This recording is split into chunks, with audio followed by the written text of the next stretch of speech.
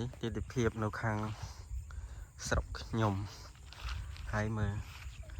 លើខែនៅពេលនេះស្អាតណាស់នេះទៅដកបន្លែធម្មជាតិថ្ពាំងនេះហៅថ្ពាំងនេះរឿងបុរាណប៉ុន្តែថ្ងៃនេះ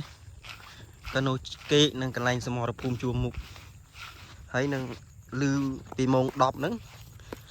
ត្រូវបានខ្មែរយើងសមទៅវិញប្រហែលជា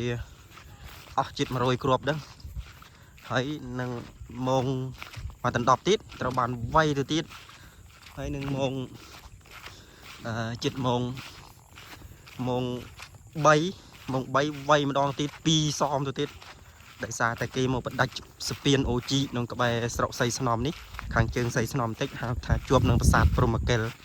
ទៅនោះគេហៅប្រាសាទព្រហ្មកិលនៅក្នុងរឿងព្រេងនិទានមានដែលស្ដេចព្រហ្មកិលកើតមកខ្វិននោះត្រូវបានប្អិនមកប្រោះទៅត្រូវបានទៅប្រឡងប្រជែងនឹងតាសម័យតាដំបងកញូង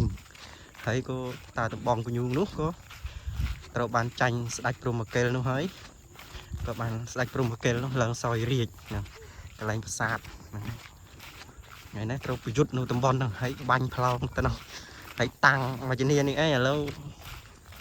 ខាងដឹងមិនទេខាងច្រកអត់ដល់មានជ័យនោះសង្ស័យគេចូលមកពេញអស់ទៅហើយប្រជាជនរត់មកស្នាក់នៅវត្តពាំងខ្សាំងយើងនេះឡងក៏គោកក្តីហើយដល់វត្តមេងទៀតគេអត់ឲ្យចូលដោយសារទៅហ៊ានទៅនៅវត្តមេងហើយគេទៅដើម្បីត្រៀមទប់ស្កាត់ច្រកទៀតទិដ្ឋភាពទឹកពាំងស្អាតណាស់ទិដ្ឋភាពស្អាតមែនណាទិដ្ឋភាពស្រុកស្រែជនបទថតមកច្បាស់ហើយវីដេអូបើសិនតែពេញចិត្តវីដេអូនេះអីពុកម៉ែបង Subscribe វីដេអូស្រុកស្រែនេះឯងមើលផ្លូវមានផ្លូវល្អទេមកដាច់អស់ហើយទឹកដោយសារតែជីវិតអ្នកស្រែខែដកស្ទូងដើរកាត់ទឹកចឹងនេះនេះមើលនេះឆ្កែហ្នឹងវាព្រុសវាស្រឡាញ់ទៅវាចេះតែព្រុសនេះវាដាច់ផ្លូវនេះទៅដកផលិតហើយនេះផលិតចង់ណាថាផលិតរំចង់នេះផលិតដូងអាសូនឯណាអសមកហមអូត្រីលូតអបអសាតូត្រីអសាតូដកផលិតជីវិតអ្នកស្រុកស្រែតែប៉ុណ្ណឹងឯងគ្មានអីទេ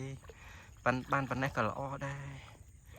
មានបន្លែធម្មជាតិអីចឹងណាខ្ញុំដកផលិតកំចង់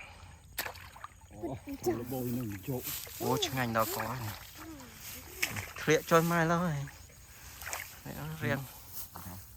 នេះមើលប្រតិមេឃល្អពេលថ្ងៃរៀបលិចទៅចង់ឲ្យលិចដល់ព្រមទីស្អាតវឹងដល់នេះត្រីច្រើនណាស់នេះស្អាតទៅច្បាស់ណៃគេអញ្ចឹងចាំម្ចាស់គេមិនថាទេថាគួយទៅគឺតងគួយបើតែយកទៅគួយគេប្រើគឺ